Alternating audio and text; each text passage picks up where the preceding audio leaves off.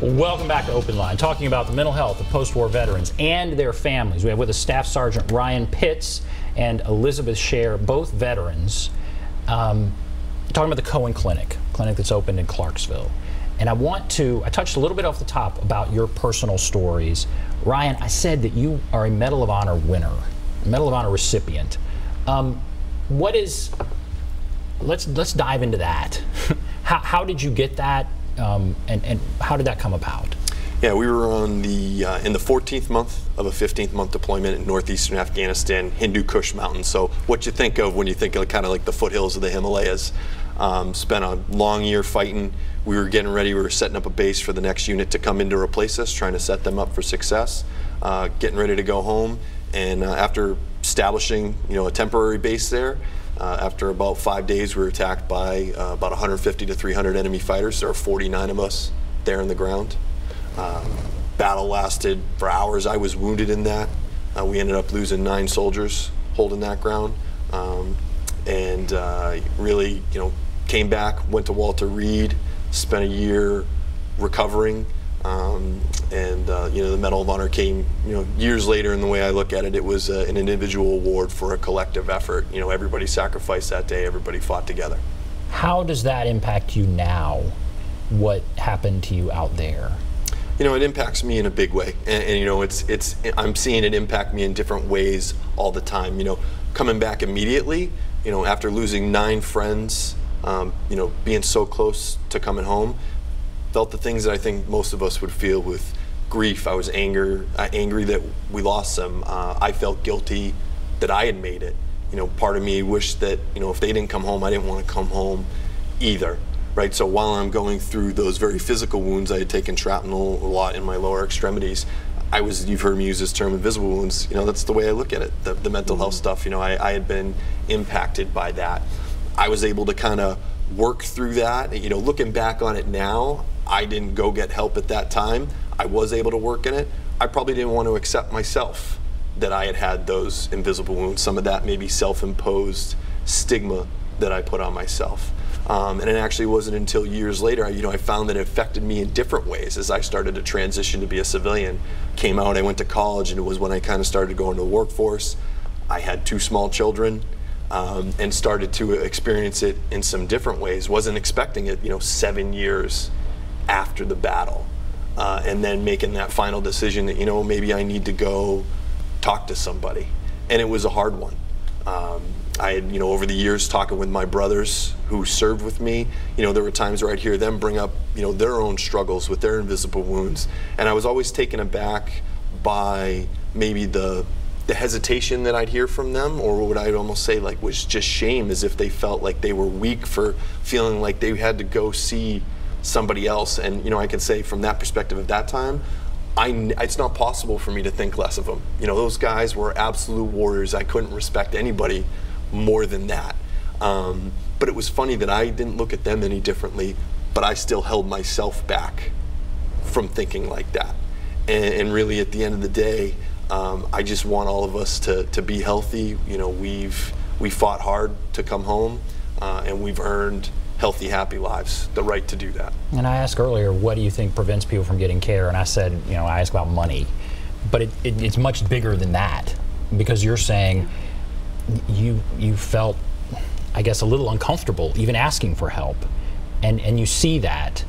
Are we getting past that, or not? Is that still a major barrier? I think it is still a barrier, and I mean, it's unfortunate because it's a self-imposed one of thinking of this stigma, and I mean, it extends beyond just military.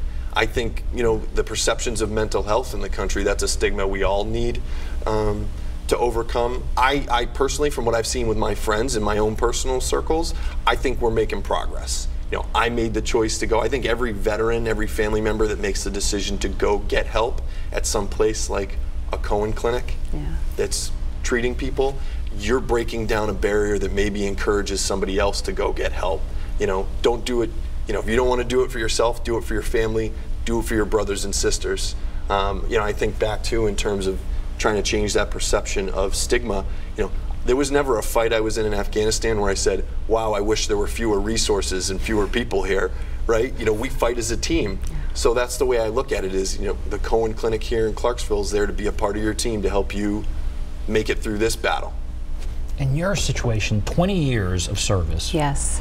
And your husband is at Fort Bragg now. Yes. You come at this from a lot of different angles. Yes. The spouse and also the person who is serving. And kind of, I guess, dive more into your kind of backstory. What brought you here? So I joined the Army in 1992, and I was in the Signal Corps, so I was IT. And I did that for 20 years. And when it was time for me to get out and retire, the natural progression was, okay, I will continue to work in the IT field. But it was in 2011, my husband was deployed to Afghanistan, and his best friend was killed. And I saw the impact that it had on him. And after it happened, his friends were calling me, and I was not a clinician, but it was at that point I knew there was a need for, informed clinicians about military lifestyles. And that's when I was like, you know what, this is the path I need to go on. So it was then that I decided to get my degree and work primarily with veterans. It was then when you saw the impact on your husband, or when you saw the impact, I guess you saw the need that was out there. Yes, and because so many of his friends were coming to me, and I didn't know what to do, but I saw right then and there, it became very personal, that there is a big issue. The stigma existed. They didn't know where to turn. They were afraid because of that stigma. And when I saw that, there were things that I could do to continue to serve outside of being in a uniform. That stigma, I certainly get in the past generation. Mm-hmm. Okay, I think, and so I guess my question is, and I hope we're getting better. I mean, I hope the stigma's going away. You both say, for each of you, when you came back, it was still alive and well. Mm-hmm. But I guess, are we chipping away at it? And is it getting better? Well, one of the things that our clinic offers is we have a community room, and the purpose that we have that we're looking at is offering daddy-daughter dances, art classes, yoga. It's a community room where the community can come and use that. They do not have to be clients at the clinic. It's a way where they look at our clinic and say, oh, that's where I go for my yoga class. It's not, that's where I go for mental health. It's not anything like that. So that's one of the ways that I like how the Cohen Clinic in Clarksville is going about it and trying to reduce that stigma, and it's working. And mental health is a broad term. Mm-hmm. I guess it's really important just to talk to other people, right? Yes. Just to open up. We're not talking about, drugs necessarily or anything like that. We're just talking about this stuff. Is that right? Yes, and the majority of all of our clinicians have some sort of connection to the military. So when people come in and speak with us, there's like this sense of just relief that they're talking to someone that understands them. Ryan talks about his brothers. As soon as they realize that we wore a uniform, it's like, they're like, wow, you get me. And for most of them, they just want to feel like they're not alone, because they've held that in for so long. And that is amazing how it works, that just talking about it. And it makes sense that it would help those who had served and who had been overseas, but as you mentioned, also the families. Yes.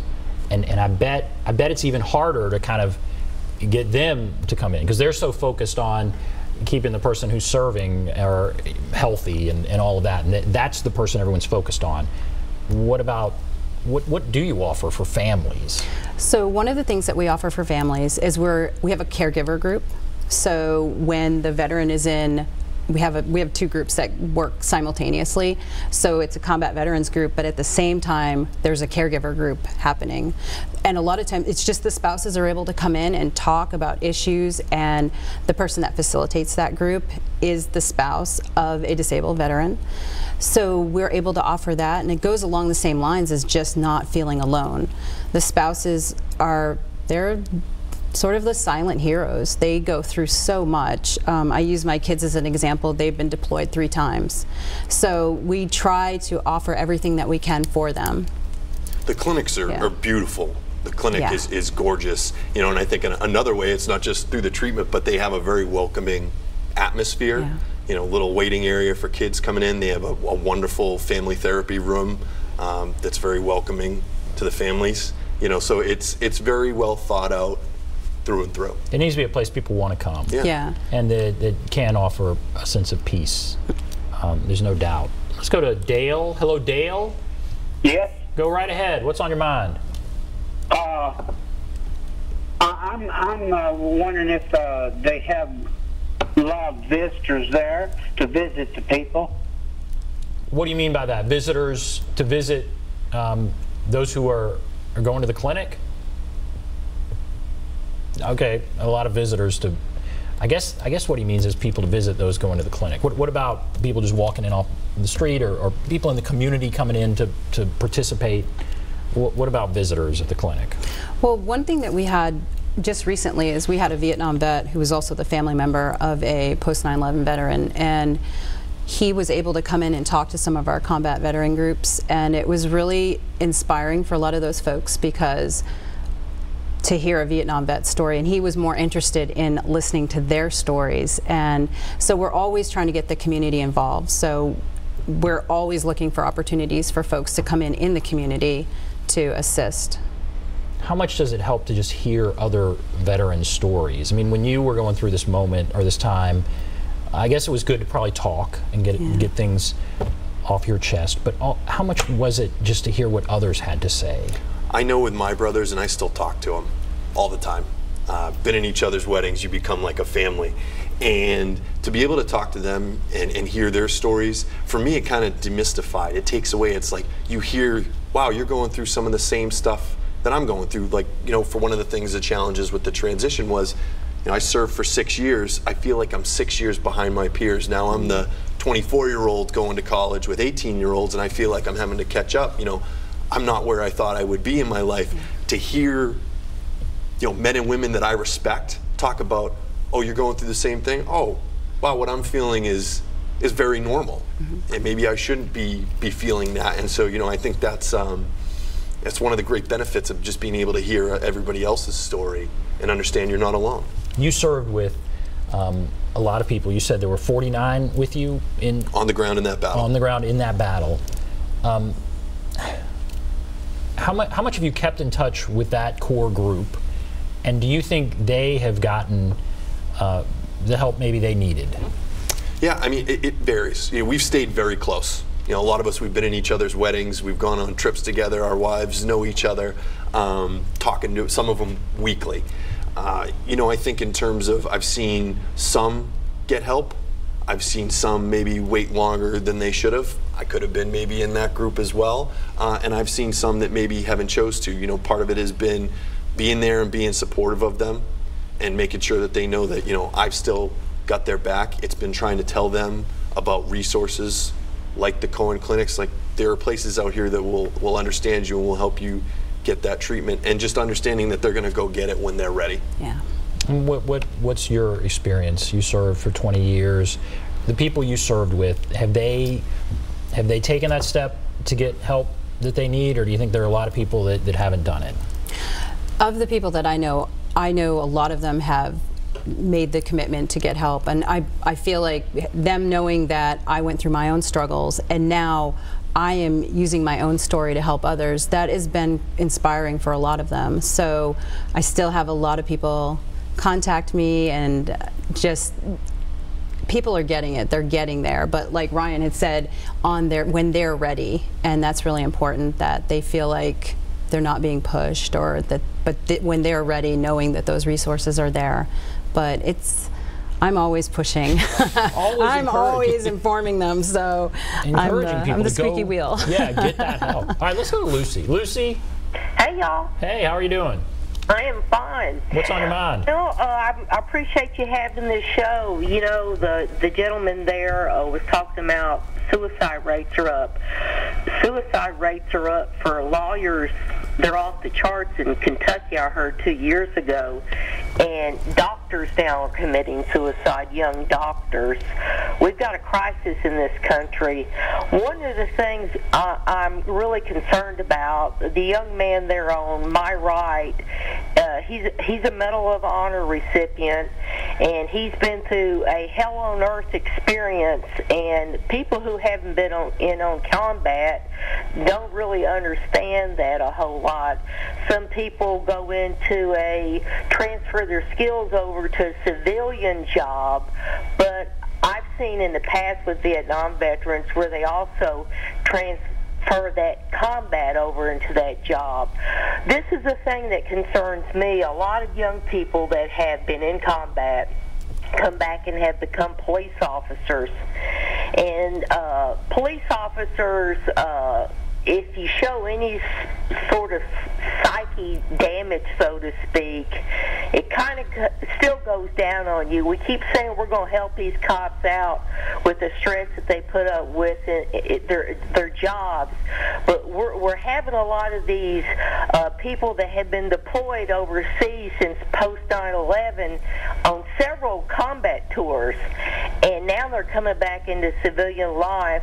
What I want to know is, and tell me if y'all are doing this, is have y'all looked at how to get some of these police officers in, these young police officers that have been through combat, they're police officers now, to get them or allow them the opportunity to continue their lives without it damaging their job or them transferring that combat experience onto the streets of their communities. All right, let's talk about that. Lucy, thank you for that.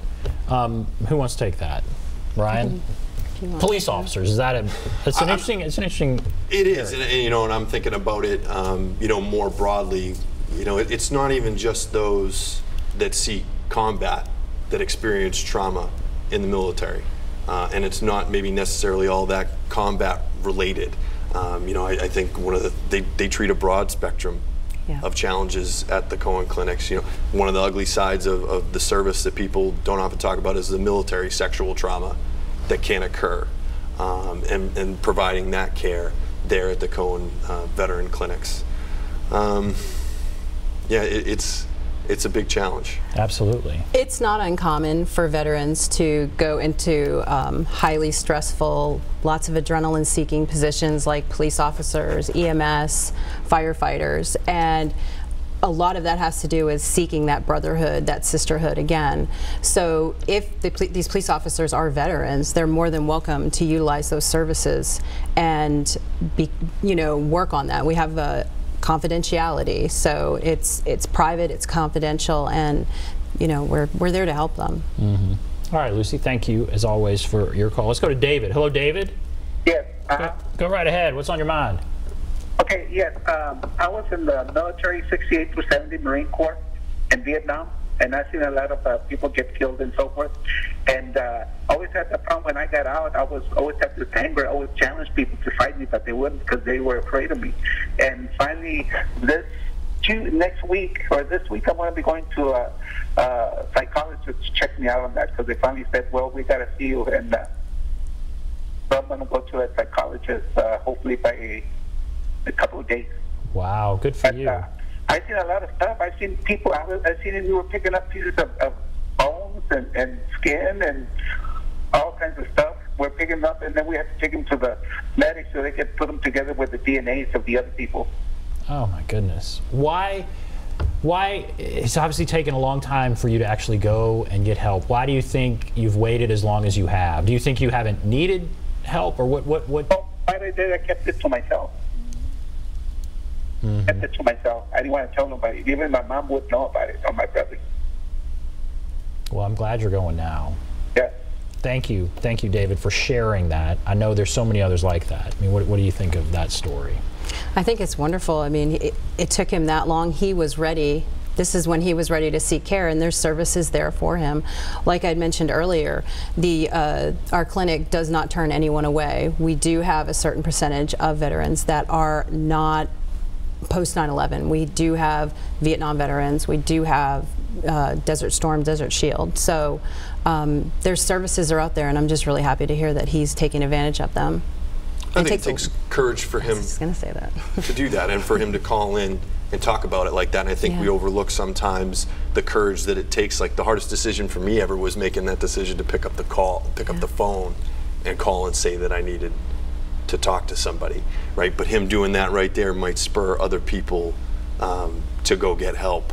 You know, and it also makes me think about myself and what I've experienced. I went and got help once, my brothers have, but you know, we're not broken from our service. But you know, I've talked to other veterans that served in Vietnam, and you know, I one in particular back home that talked about it didn't hit him until he retired, until he was 70, right? And thinking about this isn't maybe just a, you know, you're done one time going, but being mindful of the fact that, you know, there may be another time where you need to go get help. And I guess that's an interesting point. Yeah, it could be delayed. I mean, you come back, you get to work and everything. Maybe it delays your thinking about it or the treatment you might need, the help you might need. It can hit people at different times. Here's somebody who's waited a long time. And he says there were some signs that maybe he needed to talk and that kind of thing. But it's good he's finally going. So, David, thank you for calling in and sharing that. We'll take a break. If you want to call in, there's the number, 615-737-PLUS, 615-737-7587. Take a break. We'll be back right after this.